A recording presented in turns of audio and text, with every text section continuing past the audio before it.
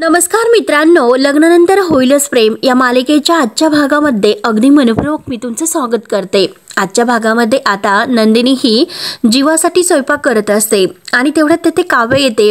काव्याच्या अगदी आवडते डिंक लाडू सुद्धा मात्र नंदिनीने बनवलेले असतात। ते बघून आता काव्य खूपच खुश होते आणि आता विचारते की अगं ताई, जीवांचं ऑफिस कसं सुरू आहे? तर तेव्हा आता नंदिनी म्हणते की अगं सांगता येत नाही, परंतु अगं त्यांनी तर कामामध्ये स्वतःला इतकं झोकून दिलेलं आहे की दिवस रात्र कामच करत असतात आणि बाबांनी त्यांच्यावर जी सक्ती केलेली आहे ना, त्यामुळे खरंच त्यांची खूप काळजी वाटते। तर आणि काव्य, तुला माहिती आहे का, अगं रात्री पोटभर जेवले सुद्धा नाहीत ते, मात्र त्यांच्यासाठी त्यांच्या आवडीचा मशरूम पुलाव करते आणि हे पण माहिती नाही लंचला जेवतील की काय, म्हणूनच मी माझ्या हाताने त्यांना टिफिन घेऊन जाणार आणि त्यांना भरवणार आहे। तर तेव्हा आता काव्य सुद्धा हसते आणि नंदिनी खौशून हसत असते आणि तेवढ्यात नंदिनीच्या काहीतरी लक्षात येते। ती हसते आणि काव्याला म्हणते की तुला आठवते का? अगं आता कुठे मला आठवलं, आजच्या दिवशी मात्र आणि आज जसे मी जीवासाठी डबा घेऊन जाते ना, एक दिवस मी अशीच हुशारी करून मात्र तुला पार्थसाठी डबा घेऊन पाठवलं होतं। त्यावर आता काव्य म्हणते की हो आठवते, चांगलंच आठवतं आणि काय तर म्हणली होती की बोक्याचा उपास आहे म्हणून। तेव्हा आता काव्याला खूप हसू येते। नंदिनी हसून म्हणते की अगं त्यांचा उपास वगैरे काही नव्हता। तर काव्य म्हणते की म्हणजे ताई तू माझ्याशी खोटं बोलली तर? त्यावर तर नंदिनी म्हणते की अगं तसं जर सांगितलं नसतं तर तू गेलीच नसती। तेव्हा आता काव्य थोडीशी नाराज होते। तर नंदिनी हसते आणि म्हणते की काय झालं काव्या? अगं खरंच सॉरी बर का, कारण माझा काही इलाज नव्हता। तर काव्य आता हसते आणि हे पण मला आठवले, कारण तो जीवांचा अगदी ऑफिसला जाण्याचा पहिला दिवस होता। तर आणि तेव्हा मात्र आता पार्थ जेव्हा म्हणजे काव्य त्याला जेवण भरवत असते आणि त्याला जेवण अगदी प्रेमाने आता ऑफिसमध्ये वाढत असते। तर आता जीवा तेथे आलेला असतो आणि जीवाला आता काव्याचा खूप राग आलेला असतो आणि त्या दोघांमध्ये आता गैरसमज होतात। तेव्हा आता तो क्षण मात्र काव्याला आठवतो आणि जीवा तिला म्हणलेला असतो की त्या दिवशी तू माझ्या मनातून उतरली होती, की ज्या दिवशी तू दादाच्या नावाचं मंगळसूत्र तुझ्या गळ्यातून काढायला नकार दिला होता। त्या क्षणाची आता काव्याला आठवण होते, ती नाराज होते आणि तेवढ्यात नंदिनी म्हणते की मी आलेच असे बोलून आता ती जरा बाजूला जाते। मात्र आता काव्य ही विचार करते की अगं नंदिनी ताई, तुला खरंच काही माहिती नव्हतं, कारण वरवर जे काही साधं वागणं तुला वाटत होतं, तर तेव्हा माझ्या मनात आणि जीवांच्या मनात काय वादळ होती हे तुला नाही कळणार आणि तुला ते कधी कळू सुद्धा नाही। त्यानंतर आता इकडे वसुआत्या आणि रम्या हे दोघींच्या जीवाचा निस्ता आटापिटा सुरू असतो। कधी एकदाचा तो पेन ड्राईव्ह रिकवर होईल, त्यामधील डेटा त्या पाहतील आणि आता मात्र तो पेन ड्राईव्ह त्या लॅपटॉपला जोडतात। 8 सेकंदाचा फक्त आता हा डेटा असतो। तेव्हा आता लगेच रम्या आणि वसुआत्या आणि हे 8 सेकंद मात्र माझं आणि पार्थचं भविष्य ठरवणार असे आता रम्या खुशून म्हणत असते। तर आणि हे बघ आई, जर मला काही यात सॉलिड सापडलं तर मी आता डायरेक्ट पार्थकडे जाईल आणि त्याला म्हणेल की बघ अरे ते काव्याचे प्रताप बघ। तेव्हा आता वसुआत्या रागाने म्हणते की थोबाड जरा बंद करशील का?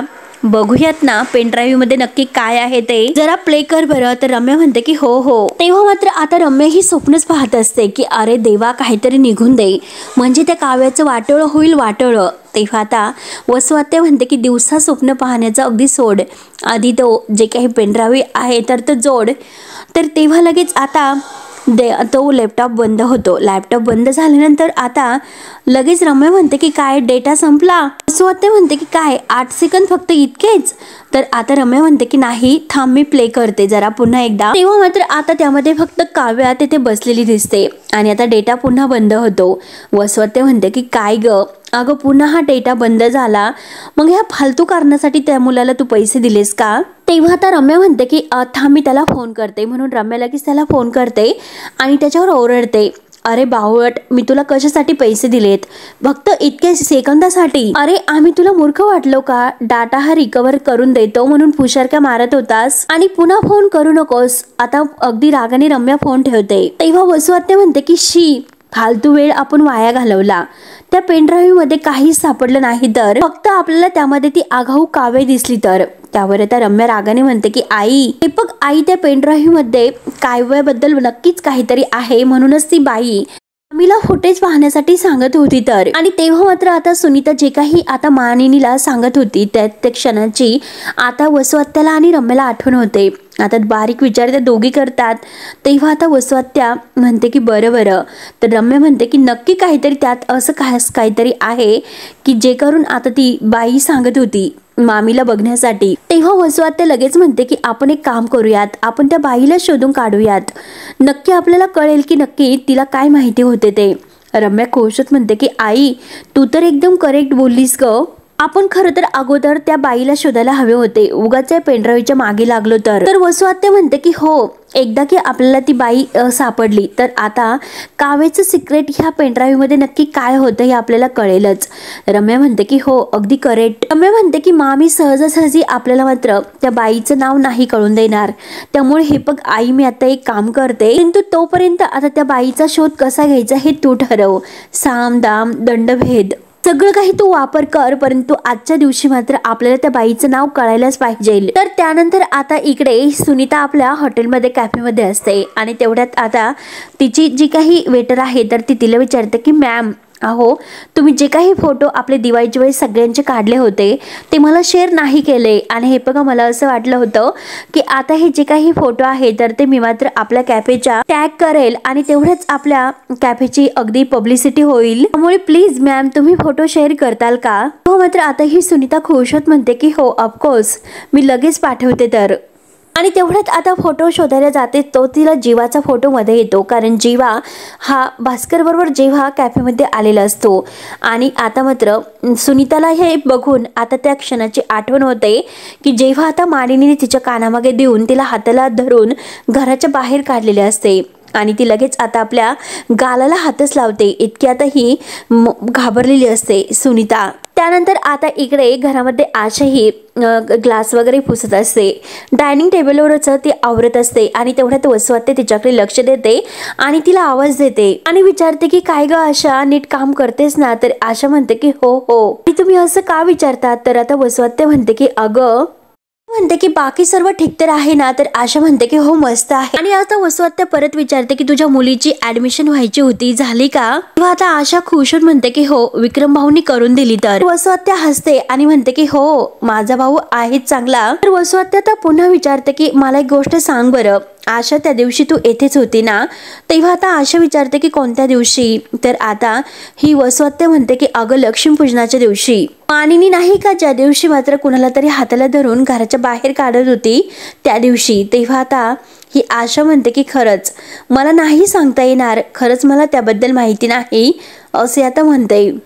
अशा वेळी मात्र मी मसाला आतमध्ये कुटत होते, तेव्हा आता लगेच वसुआत्या म्हणते की आशा अगं तुला माहिती नाही असं कधी झाले का, आशा जे काही गोष्टी आहेत तर ते तुझ्या कानावर बरोबर पडतात, तर मग सांग ना अगं ती कोण होती, तेव्हा आता आशा म्हणते की खरंच अहो देवाशपथ मला नाही माहिती हो, आणि परत वसुआत्या विचारते की अगं ती मानिनीची मैत्रीण होती का, आणि नाव काय होतं बरं तिचं, त्यावर तर आशा पुन्हा म्हणते की खरंच मला माहिती नाही हो। वसुआत्या पुन्हा विचारते की अगं पण तू तिचं नाव तर ऐकलं असेल ना, अगदी नीट आठव ज्या बाईला मात्र मानिनी घरामधून हाताला धरून बाहेर काढत होती त्या बाईचं नाव काय होतं हे नीट एकदा आठव। आणि तेवढ्यात आता मानिनी तेथे येते आणि वसुआत्याला आणि आशाला विचारते की काय चालले, तर तेव्हा आता मानिनी रागानेच पाहत असते, तर वसुआत्या मनात म्हणते की बापरे आता ह्या मानिनी माझं बोलणं तर ऐकलं नसेल ना, तर मानिनी आता वसुआत्या जवळ येते आणि वसुआत्या समोर आता ती आशाला विचारते की काय ग आशा, तेव्हा आता आशा म्हणते की आता वहिनी हे बघा ह्या वसुआत्या, आता वसुआत्या विषय बदलते आणि वसुआत्या म्हणते की अगं कुठली भाजी अगदी करायची हे त्याबद्दल मी विचारत होते, तर वसुआत्या खरंच की काय असं म्हणते। तेव्हा मात्र आता मानिनी म्हणते की आजचा बेत काय करायचं हे मी ऑलरेडी आशाला सांगितलेलं आहे, तर आणि माझं आशाकडे जरा काम आहे मी तिला घेऊन जाते जरा, आणि चल आशा आपण पडदे काढूयात, हे सगळं काही आहे ना ते नंतर कर बरं, इथून चल बरं, म्हणून मानिनी आता आशाला घेऊन जाते। तेव्हा आता वसुआत्या मनात म्हणते की मानिनी तू किती काही कर, परंतु आज मात्र मी त्या बाईचं नाव शोधून काढेल म्हणजे काढेलच। त्यानंतर आता इकडे नंदिनीला असं वाटतं की जीवा त्याच्या कॅबिनमध्ये असेल, म्हणून ती आता दरवाजा उघडते आणि आत येते आणि गुड आफ्टरनून असं म्हणते, कारण ती आता जीवाचा टिफिन घेऊन आलेली असते, परंतु आता कॅबिनमध्ये जीवा तिला दिसत नाही, म्हणून ती आता जीवा जीवा करून जीवाला खूप आता वेळेस आवाज देते। जीवा आता तेथे नसतोच, तो बाहेर काम करत असतो। नंदिनी आता विचार करते की जीवा कुठे गेले असतील, म्हणून ती जरा बाहेर येते आणि आता नंदिनी बाहेर निघणार तोच लगेच आता पिओन काका येतात आणि ते नंदिनीला नमस्कार करतात. नंदिनी काका आता अगदी काकांना नमस्कार करते आणि तुम्ही कसे आहेत त्याबद्दल विचारपूस करते. काका म्हणतात की मी बरा आहे, तुम्ही कसे आहात. तेव्हा आता नंदिनी विचारते की अहो काका, पण जीवा कुठे दिसत नाही, ते कुठे आहेत, तर लंचला गेलेले आहेत का. तर आता पिओन काका नाही असं म्हणतात आणि चला मी तुम्हाला दाखवितो असे सुद्धा आता म्हणतात. किंवा मात्र आता लगेच ते पिओन काका आहे तर ते जीवाकडे आता नंदिनीला घेऊन येतात आणि मॅडम तिकडे बघा, तिकडे जीवा आता काम करत आहे. तर जीवाला आता तेथे बसलेलं बघून मात्र नंदिनीला खूप वाईट वाटतं. नंदिनी पाहतच असते. किंवा आता नंदिनी पाहतच असते, परंतु पिओन काका मात्र नंदिनीला सांगतात की हे बघा, मी मॅडम त्यांना जेवणाबद्दल विचारलं, परंतु आता ते कामच आहे, जेवण करायला टाइम नाही असं म्हणले. आणि हे बघा मॅडम, जीवा सरांना मात्र इतकं जोमात काम करताना बघून बरं तर वाटतं ना. तेव्हा आता नंदिनीचा चेहरा पूर्णपणे पडलेला असतो. नक्की आता जीवाला अगदी इतके कष्ट करण्याची तर सवय नाही, पण तरी सुद्धा आता जीवा किती काही करत आहे. अगदी उपाशी राहून जीवा हे सर्व करतात. तर त्यानंतर आता पिओन काका म्हणतात की मॅडम तुम्हाला एक सांगू का, जीवा सर कामावर आले, खरंच आम्ही सगळेजण खूप खुश झालो, परंतु आता जीवा सर खूप पूर्णपणे बदलून गेलेले आहेत. तर पूर्वीसारखे ते बोलत सुद्धा नाही, हसत नाही आणि अगदी माझ्याकडे फक्कड चहा सुद्धा ते मागत नाहीत. तेव्हा आता नंदिनीला खूप असं वाईट वाटत असतं. पिओन काका म्हणतात की हे बघा, त्यांनी जेवण तर केलेच नाही, परंतु मी त्यांना चहा नेऊन दिला आणि तो चहा तसाच कामामध्ये पडला. तो चहा इतका गार झाला. मी त्यांना म्हटलं की मी तुम्हाला तो चहा गरम करून देतो, परंतु शेवटी मात्र त्यांनी तो गरम न करून घेता तो चहा अगदी कामात तसाच घेतला. तर आणि परत ते कामामध्ये मग्न झाले. तेव्हा आता नंदिनी म्हणते की अहो काका, म्हणूनच मी आता त्यांना जेवण घेऊन आले, त्यांना जेवण अगदी जेवू घालायला. ते जेवतात की नाही हे बघायला. काका मी त्यांना जेवण देते, तुम्ही मला एक प्लेट आणून देताल का प्लीज. तर आता काका म्हणतात की बरं ठीक आहे, मी लगेच आणतो. आता जीवा अगदी काम मन लावूनच करत असतो, दुसरीकडे काही जीवाचं लक्ष नसतं आणि तेवढ्यात जीवाला ठसका लागतो आणि जीवा आता घाईने पाणी पितो. आता मात्र नंदिनी अगदी डोळे भरत त्याच्याकडे पाहतच असते. नंदिनीचे आता जीवाची ही अवस्था बघून तिला खूप वाईट वाटतं. तेव्हा आता नंदिनी पाहतच असते. आता जीवाचं लक्ष नंदिनीकडे जाते. नंदिनी आता छान स्माइल करत जीवाकडे बघून हसते. जीवा आता उठून उभा राहतो आणि नंदिनीला म्हणतो की तू, तर नंदिनी हसत असते. तेव्हा जीवा नंदिनीला विचारतो की तू इथे काय करतेस. तर आता नंदिनी खुश होत म्हणते की तुमच्यासाठी जेवणाचा डबा घेऊन आले, तर आणि चला बरं खाऊन घ्या. तर आता जीवा म्हणतो की नंदिनी अगं ऐक ना, खरंच मला अगदी जेवण करायला वेळच नाही, मी नंतर नक्की जेवेल. तेव्हा आता नंदिनी म्हणते की अहो नंतर तुम्ही कधी जेवणार आहात. तर हे बघा, सगळे स्टाफ मेंबर आहेत तर ते सगळे जेवायला गेलेले आहेत, तुम्ही एकटेच असे आहात की काम करतात. आणि हे बघा, ते काही नाही काम तर होतच राहत. त्यावर आता जीवा म्हणतो की नंदिनी अगं ऐक ना, मी जर जेवणामध्ये टाइम घालवला तर मात्र काम हे वेळेमध्ये कंप्लीट नाही करू शकत, त्यामुळे तू प्लीज हट्ट करू नकोस, प्लीज ऐक ना माझं. त्यावर आता नंदिनी म्हणते की हे बघा, मी तुम्हाला सांगते की तुम्हीच हट्ट करू नका, जेवण करून घ्या बरं. तुमच्यासाठी मी मस्त पुलाव करून आणलेला आहे आणि तुम्हाला मस्त तो आवडेल. आणि तेवढ्यात आता पिओन काका प्लेट सुद्धा घेऊन येतात. नंदिनी खुशत म्हणते की बघितलंस का, प्लेट सुद्धा आली. तर तेव्हा आता पिओन काका सुद्धा जीवाला म्हणतात की अहो शहाणी माणसं आहे तर ते बायकोचं ऐकतात, तर तुम्ही सुद्धा आता तुमच्या बायकोचं ऐका बरं, नाही म्हणू नका. तेव्हा मात्र आता पिओन काका निघून जातात. तर नंदिनी जीवाला म्हणते की ऐकलंच ना तुम्ही, ते काय म्हटलेत काका, शहाणी माणसं हे बायकोचं ऐकतात ना, मग खाली बसा बरं. मग बायकोचं नेहमीच ते ऐकत असतात, म्हणून ती आता अगदी मस्त तिने आता जीवासाठी बनवलेला पुलाव मात्र जीवाला आता खायला देते, तो मशरूम पुलाव, आणि प्रेमाने खाऊन घ्या असं म्हणते. आणि तेवढ्यात आता ही जळाऊ रम्या तिथे येते आणि म्हणते की ब्रेक ओव्हर अगं, आणि जीवाला म्हणते की आता लंच टाइम संपलेला आहे. तर नंदिनी तिच्याकडे पाहत असते आणि जीवा सुद्धा आता पाहतच असतो. त्यानंतर आता इकडे काव्या ही स्टडी करत असते, एऱ्या झऱ्या मारत ती पुस्तक वाचते आणि तेवढ्यात पार्थ येतो. पार्थचा जोरात धक्का तिला लागतो, ती जोरात किंचाळते आणि पार्थवर खूप असे देशमुख म्हणून ओरडते. काय हो देशमुख, नीट बघून चालता येत नाही का तुम्हाला. आणि रागाने म्हणते की हे बोके आहे तर डोळे बंद करून दूध पितात, हे मात्र इथपर्यंत ठीक आहे. तर आणि देशमुख तुम्हाला डोळे बंद करून चालण्याची काय गरज आहे बरं, नीट डोळे उघडे ठेवून चालत जा. आणि किती लागले बरं मला, म्हणून ती आपला खांदा चोळत असते.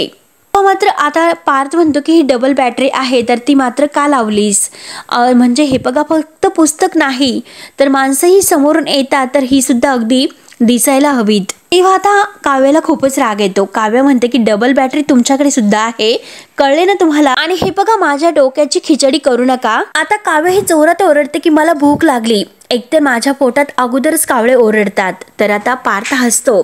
पार्थ म्हणतो की अहो जेवण करून घ्या। तेव्हा आता काव्य फारच चिडते आणि पुस्तक हातात घेऊन म्हणते की मला माझ्या अभ्यासाने अडवले, कळले ना तुम्हाला आता? आणि मला अभ्यास करायचा आहे, मी जेवले तर मला झोप येते। मी रोज पहाटे 4 ते 5 अभ्यासाला उठते आणि रात्री सुद्धा 11 आणि 12 वाजेपर्यंत अभ्यास करते तर, आणि जर आता मी जेवले तर मला अगदी झोप लागेल। तेव्हा आता पार्थ ओरडतो। पार्थ म्हणतो की एकदम चूप बसायचं, आणि जर तुम्ही आता काही खाल्ले नाही तर ह्या पुस्तकातील तुमच्या डोक्यात नाही जाणार। अभ्यास करायचा आहे म्हणून कोणी जेवणार नाही असं कोणी आहे का? तर काव्य म्हणते की मी आहे। आणि तेवढ्यात मात्र चष्म्याचं टोक आहे तर ते मात्र डोळ्याला लागते आणि ती पुन्हा जोरात किंचाळते आणि तो काव्याच्या हाताला धरून चूप बसा असे ओरडतो। कायम नुसती बडबड करत असतात आणि तर आता जे डोळ्याला लागलेलं आहे त्यावर फुंकर मारत असतो आणि पुन्हा विचारतो की खूप दुखते का? तर काव्य आता खूपच जोरात ओरडते की नाही। तेव्हा आता पार्थ लगेच मागे सरतो आणि काव्य आता पुन्हा अगदी व्याकुळ झालेली असते आणि म्हणते की देशमुख काय विचारतात? अहो दुखणारच ना? आणि काय हो असा चष्मा घालायला कशाला जायचं बरं? आणि म्हणून तो आपल्या खिशातून रुमाल काढतो। तोच लगेच आता त्याच्या खिशातील मात्र आता ते काव्यार्थ नावाचे जे काही कागद आहे तर तो खाली पडतो आणि लगेच आता आपल्या हाताने मात्र तो काव्याच्या डोळ्याला अगदी प्रेमाने अगदी फुंकर मारत असतो आणि अगदी पाणी वगैरे पुसत असतो। तेव्हा आता काव्य म्हणते की हळू। तर आता हा पार्थ आहे तर रुमालवर आपलेही फुंकर मारतो आणि त्याने आता काव्याच्या डोळ्याला तो अगदी सावकाश लावत असतो, अगदी अलगदपणे आणि प्रेमाने ते रुमालावर फुंकर मारतो आणि अगदी काव्याच्या डोळ्याला स्पर्श करत असतो। त्यावर त्या काव्य म्हणते की ठीक आहे बास आता। आणि तेवढ्यात काव्याकडे ती खाली पडलेली चिठ्ठी आहे तर त्याकडे लक्ष जाते। काव्य आता उचलते आणि काय आहे असं पार्थला विचारते आणि मात्र ते काव्यार्थ नावाची नाही तर ज्वेलरची रिसीट असते। काव्य म्हणते की काय हो ज्वेलरची रिसीट आहे का ही? तेव्हा पार्थ लगेच घाईने तिच्या हातातून तो कागद हिसकावून घेतो। तेव्हा आता काव्य विचारते की काय झाले हो? तेव्हा आता पार्थ म्हणतो की मी आईसाठी दागिना करतोय त्याची ही रिसीट आहे। तर तेव्हा आता काव्य म्हणते की मी कुठे तुम्हाला विचारलं की तुम्ही कुणासाठी दागिना करतात म्हणून? तेव्हा आता पार्थ मुद्दा म्हणतो की तुम्हाला खूप प्रश्न पडतात म्हणून त्या अगोदरच उत्तर देऊन टाकतो। तर दोघे एकमेकांकडे पाहतात। त्यानंतर पार्थ म्हणतो की चला अभ्यासाकडे लक्ष द्या, आलोच मी असे बोलून आता पार्थ बाहेर जातो। तर काव्य ही विचार करत असते। त्यानंतर आता इकडे रम्या आता नंदिनी आणि जीवा ह्या दोघांना म्हणते की लंच टाइमची वेळ संपलेली आहे। आता लगेच मात्र सगळा स्टाफ आहे तर तो स्टाफ सुद्धा जेवण करून आता आपापल्या जागी येऊन बसतो। रम्या आता नंदिनीच्या समोर येते आणि आपल्या हातातील घड्याळामध्ये किती वाजलेले आहे हे दाखवते। जीवा मात्र जेवायचं थांबतो। तर नंदिनी मात्र म्हणते की जीवा तुम्ही कशासाठी थांबलात? जेवण करून घ्या, त्यामुळे प्लीज तुम्ही खाऊन घ्या। तेव्हा आता नंदिनी रम्याला म्हणते की तुझं काय आहे? तुला ऑफिसमध्ये नवीन काम हे दिलेले आहे का? तेव्हा आता रम्या म्हणते की हे बघ येथे मात्र मी सगळ्यांना मोटिवेट करते आणि फार नाही तर खूपच दिवसापासून, कारण कसं आहे की लंच टाइम झाल्यानंतर सगळेजण अगदी सुस्तावतात, मग त्यांना जाग करावं लागतं आणि लंच टाइम अगदी झालेला आहे याची आठवण करून द्यावी लागते। नाहीतर काही लोकांचा लंच टाइम असा आहे की संध्याकाळी चहाची वेळ जरी झाली तरी सुद्धा सुरूच असतो असे आता जीवाकडे बघून ती म्हणते। त्यावर तर नंदिनी तिला उत्तर देते की वा रम्या तुझं हे डेडिकेशन बघून खूपच छान वाटलं। म्हणजे हे बघ हातामध्ये जर सुरी दिली तर दिसेल ते कापायचं नसतं, आणि हे बघ तू ज्या काही लोकांबद्दल बोलते तर मला पूर्ण खात्री आहे की आपला स्टाफ तसा नाही म्हणून ते सगळेजण काळजीपूर्वकच काम करतात। आणि हे बघ राहिला प्रश्न तर जीवांचा, तर डेडिकेशन हे त्यांच्या रक्तातच आहे आणि त्यांच्या बाबांचा सुद्धा आदर्श त्यांच्या डोळ्यासमोर आहे तर, आणि मी त्यांना प्रत्यक्षात ओळखते। ते स्वतःला कामामध्ये झोकून देऊन काम ते पूर्ण करत असतात। तेव्हा आता रम्या म्हणते की हो ते तर सगळ्यांना दिसत आहे। तर नंदिनी तिला विचारते की काय दिसले तुला? आजचा सगळा वेळ त्यांनी अगदी क्लायंटशी बोलण्यात घालवलेला आहे, पूर्ण वेळ ते काम करत होते, माझ्या डोळ्यांनी मी सर्व पाहिलेलं आहे, हे तुला नाही दिसलं का? आणि बाहेर पडल्यानंतर आता त्यांना अगदी भुकेचं खड्डं तर पडणारच, आणि काल रात्री सुद्धा ते कामाच्या अगदी ह्या वाढत्या वेपामुळे जेवण सुद्धा केले नाही तर, आणि आज सुद्धा सकाळी त्यांनी ब्रेकफास्ट केलं नाही, अगदी ऑफिस उघडण्याच्या अगोदरच ते इकडे आले होते तर साहजिकच आहे की भूक त्यांना लागणारच, तरी सुद्धा वेळ मारून न्यायची म्हणून 4 बिस्किट मात्र कशीबशी तोंडामध्ये कोंबतात आणि वर मात्र पाणी पिऊन भूक अगदी भागवण्याचा प्रयत्न करतात. तेव्हा आता नंदिनीचे डोळे भरून येतात. तर जीवा उठतो. जीवा म्हणतो की नंदिनी सोड, कशाला तू लक्ष देतेस. नंदिनी म्हणते की नाही जीवा, असं कसं, अहो कोणीतरी बोलायला तर पाहिजेलच. एक तुम्ही चूक केली म्हणून कोणी येतं आणि कोणीही उठसुटून तुम्हाला काहीही बोलतं. एक चूक झाली म्हणून आभाळ कोसळलेलं नाही असे ती रम्याकडे बघून बोलते.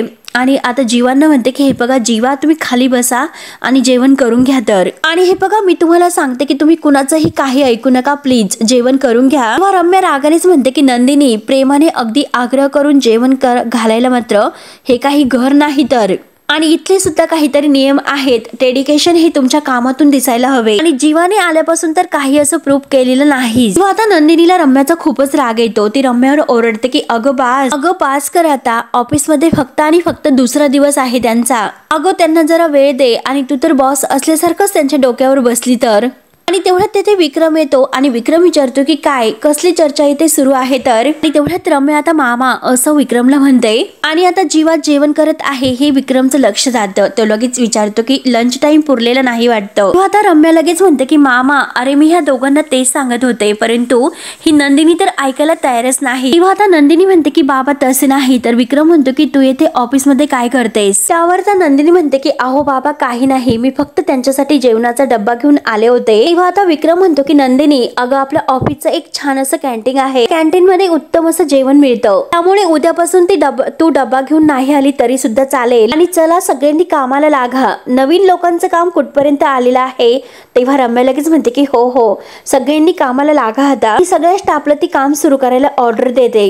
तेव्हा आता विक्रम रम्याला म्हणतो की तुझं काय, तुझ्या कामाचं काय.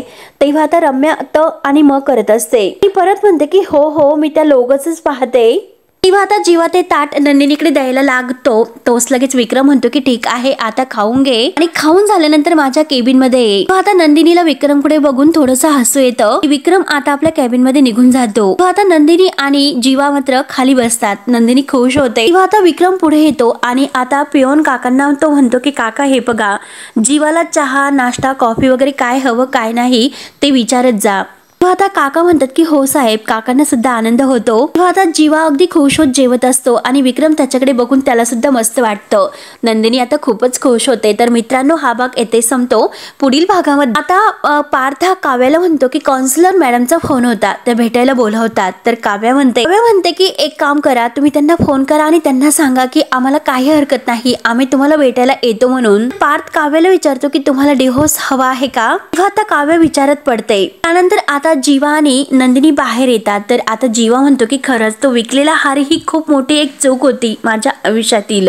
तेव्हा आता जीवा आत जातो. तर नंदिनी आता मनात म्हणते मी तुम्हाला शब्द देते, तुमचा गेलेला मान मी परत मिळून दाखवेलच. तेव्हा आता मित्रांनो पुढे काय होईल हे बघण्यासाठी आपल्या चॅनलला तुम्ही नक्की सबस्क्राईब करत राहा. धन्यवाद.